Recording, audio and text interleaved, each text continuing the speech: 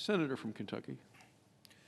Republicans like to mock modern monetary theory, the idea that government can print money with impunity, that government can spend whatever it wants without the need to tax.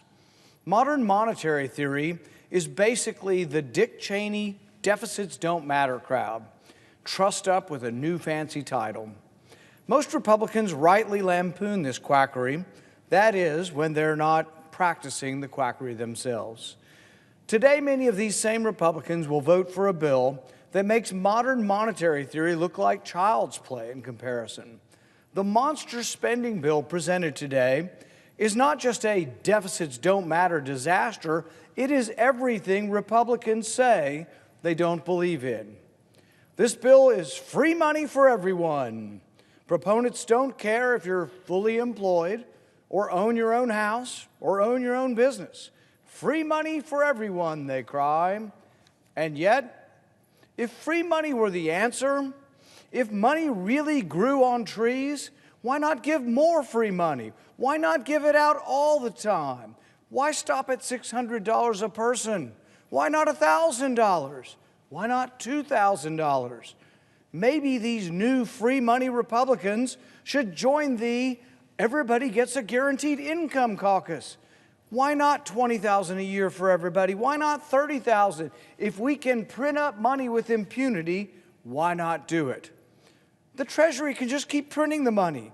That is, until someone points out that the emperor has no clothes and that the dollar no longer has value. To so-called conservatives who are quick to identify the socialism of Democrats, if you vote for this spending monstrosity, you are no better.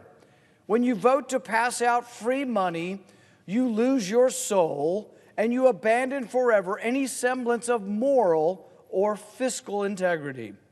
So the next time you see Republicans in high moral dudgeon claiming and complaining about spending of Democrats and socialism, remind them if they supported this monstrous bill that really the difference between the parties is less Adam Smith versus Marx and more Marx versus Engels. How bad is our fiscal situation? Well, the federal government brought in $3.3 trillion last year and spent $6.6 trillion. The deficit last year, a record-busting $3.3 trillion. If you're looking for more COVID bailout money, we don't have any. The coffers are bare. We have no rainy day fund. We have no savings account. Congress has spent all the money long ago. The economic damage from this pandemic is not the reason for this runaway spending. This spending's been going on for decades. Every year, even before we get to all the extra COVID-free money, we've been spending $1 trillion we don't have. Today's money is gone. So Congress is spending tomorrow's money. The spending chart is a red line of red ink that goes on forever. When we talk about spending tomorrow's money, it's not just the money that we need next month, it's the money we might need in a decade. It's the money we will need in 1, 2, 3 generations from now. For national defense, for infrastructure. This is the money that your children and your grandchildren will pay back with interest. The deficit doubling and tripling. Under George Bush, it went from $5 trillion to $10 trillion. Under President Obama, it went from 10 to 20 trillion. We're now at 27 trillion, but we're adding it at $1 trillion a year before we get to this COVID budget-busting bailout. Every tax-paying American already owes over $136,000, and they're staring at projections into the future that show no end. We are $27 trillion in debt today. How do we expect a child to have the economic opportunity when this crushing debt is their inheritance from Congress? The numbers are mind-boggling. It's hard to conceive of what $1 billion is, much less $1 trillion. How big is a billion? Well, 1 billion seconds ago was 1988, and Reagan was president. 1 billion minutes ago, Jesus walked the shore of the Sea of Galilee. 1,000,000,000 hours ago, man still lived in caves. But $1,000,000,000 ago was just 80 minutes ago. $1,000,000,000 ago, at the rate Congress spends money, was just 80 minutes ago. All of this should be setting off alarm bells. But the only alarm bells in Congress are sounding the alarm for more spending and more debt.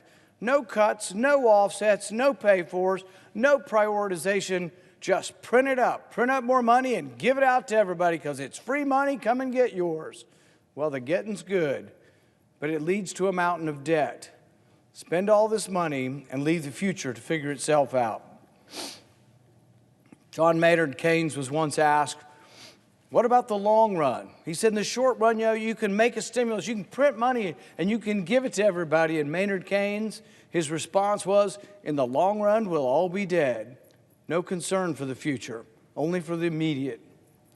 Our budget deficit for 2020 was $3.3 trillion, but this new spending package will also give us another $2 trillion in the next fiscal year. By refusing to acknowledge the debt crisis, we are only hastening the day of economic reckoning. Total debt was 55% of GDP just 20 years ago. Today, it's 128% of GDP. So our total debt is more than our GDP, 128% of our GDP. The World Bank estimates there's a tipping point of debt to GDP at about 77%. Every percentage point costs another tenth or so of economic growth. So every year we're giving up somewhere between 5 to 8% of growth every year because of this burden of debt. This is thousands of jobs every year, tens of thousands of jobs that we lose because of this burden of debt. We are borrowing and worsening this debt crisis in part because too many governors and mayors have imposed heavy-handed restrictions that crush business. It isn't the pandemic that's killing the economy, it's the government's overzealous response that is killing the economy. The pandemic itself was disrupted, but Congress is being asked to help perpetuate these lockdowns. The more money we give to the states, the more they keep us in lockdown.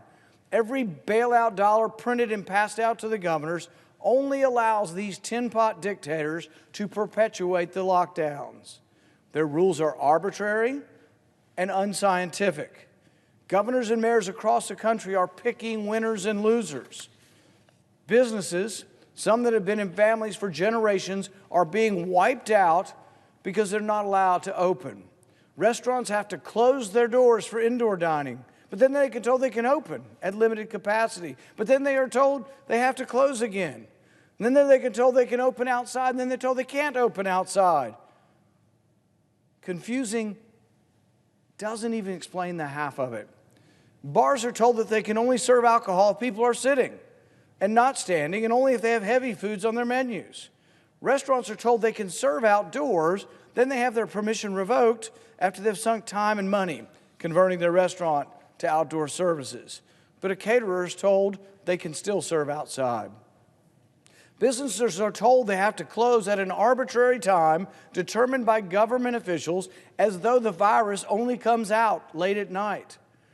A business in one zip code can open, but one in an adjoining zip code across the street has to close, as if the virus can't cross an imaginary line.